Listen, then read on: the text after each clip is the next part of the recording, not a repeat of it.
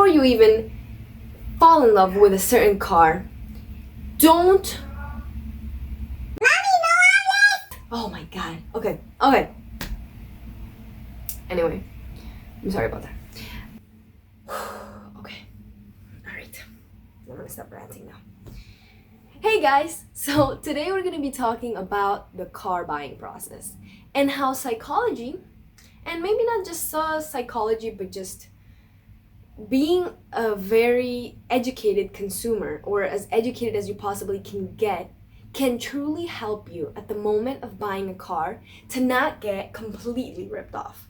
Because, let's be real, they're probably going to end up ripping you off kind of. But if you are smart about it, you might get ripped off less.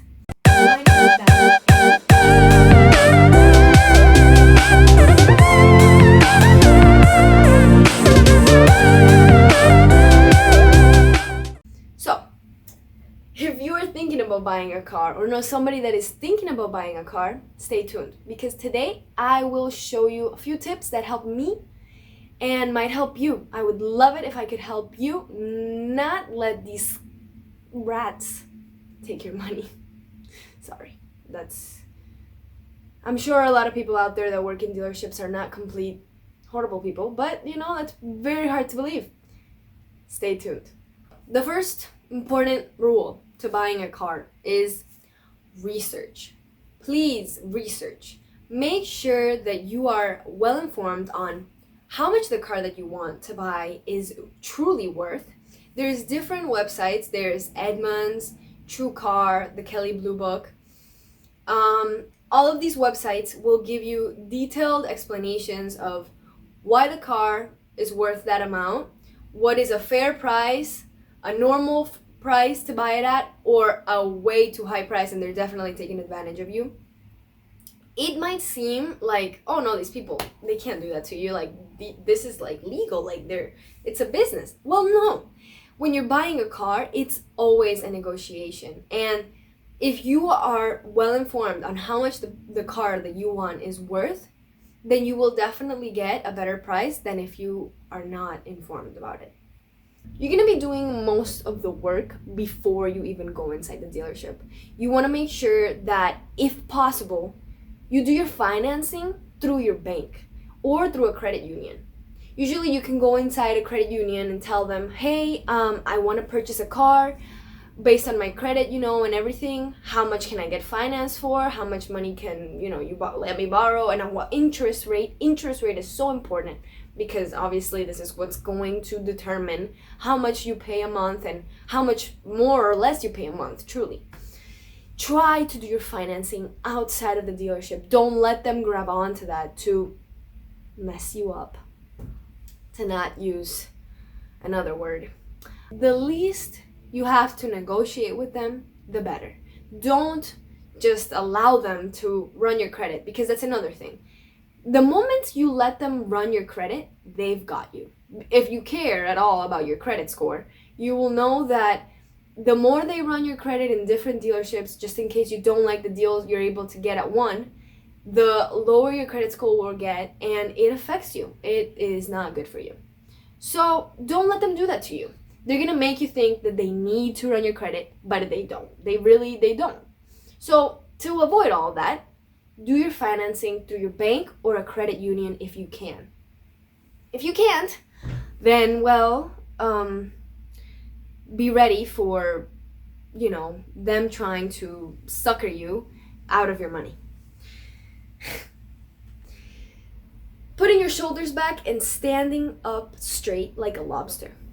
That's actually from a book called The 12 Rules of Life by Jordan Peterson. I recommend you read it. It's a great book. And one of the biggest things he talks about is how lobsters, in their natural habitat, the way that they show, strength and, that they're strong and intelligent, or not intelligent, but strong mostly, they stand up straight. And those are the lobsters that usually win most battles. So stand up straight. That's very important. When you're thinking about buying a car, depending on the trim that you decide to choose, there's different prices.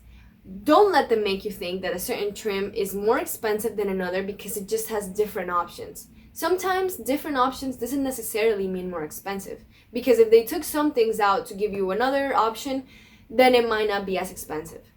Always make sure you know exactly what car you want with what exact trim style, so that you're able to know a true and fair price for it. It's so important that you know that, because that way you will have an idea in your mind of how much that car is worth, and if they're trying to sell it to you for more, they are making way too much money on that sale.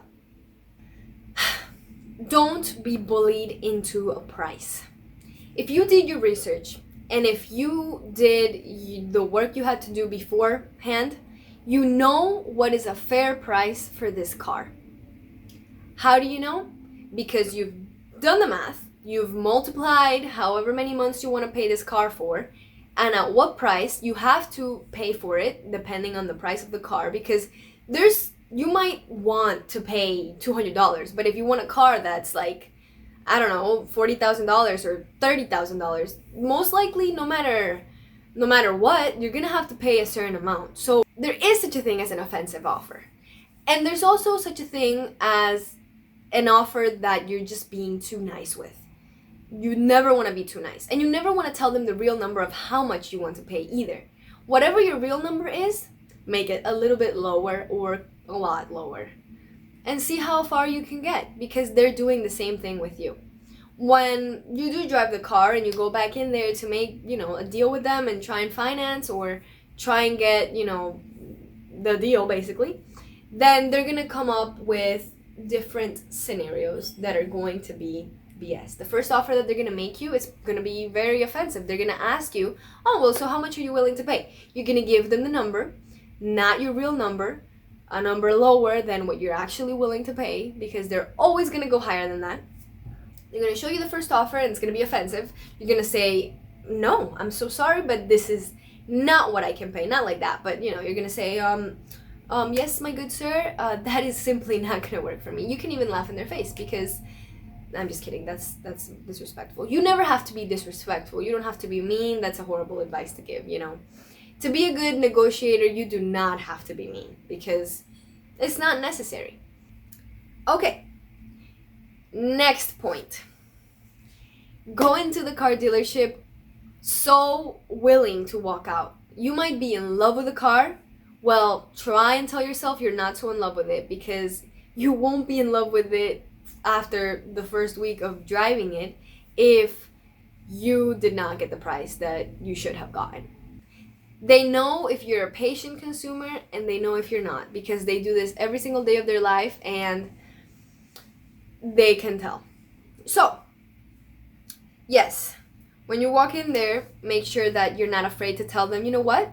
This does not work for me. If you're not able to give me this price that I know is fair, then I'm simply just not going to be able to make business with you. If you're not an assertive, or just it's hard for you to ask for something in general, then you have to practice this first. Because if you are not confident when you walk in there with your shoulders back and ready to take on whoever is trying to BS you about something, then don't even try walking in there, because they will eat you alive. You never have to let them know the truth. That's another thing.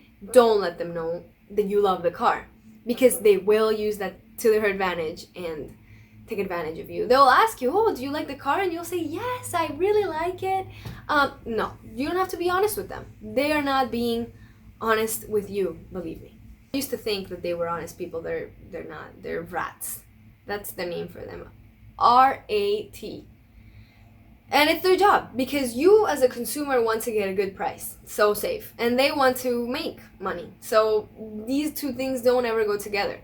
So it's truly down to who of the two of you can negotiate better. And yeah, and if you don't negotiate better, then you're going to lose. So next tip would be bring a calculator and bring a paper, a pencil. Add, multiply, divide every number that they give you. Don't let them pressure you into signing absolutely anything until you're completely sure.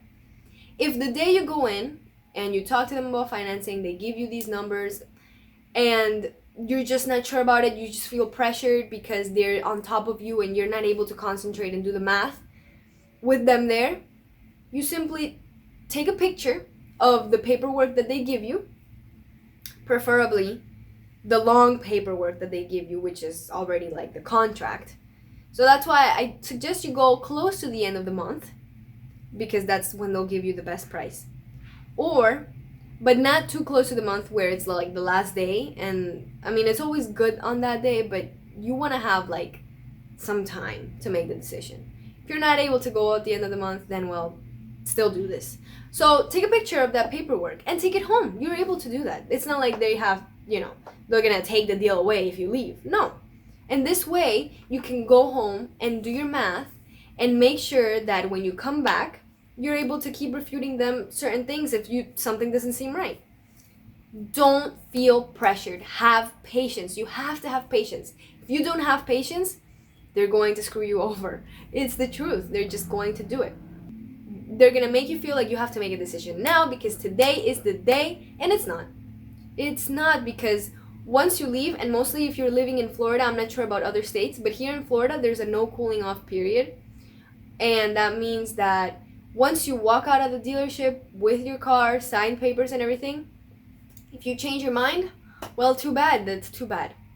Another thing, this is why I also recommend so much that even if they have all the paperwork ready and everything, you take a picture of that and you go home and read the fine print. It's gonna sound crazy, but read it and make sure you know what you're signing.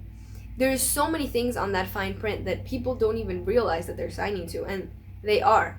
There's one thing that basically says that they have 10 days to get the terms of the negotiation approved, and if they don't, basically they can come back and offer you something that they were able to get with the bank, and then get you to do another deal with them. If not, then they take the car. But don't be intimidated by this. There is a fair price for every single car, and they know it. Take them to their limit and let them show you that price. They will.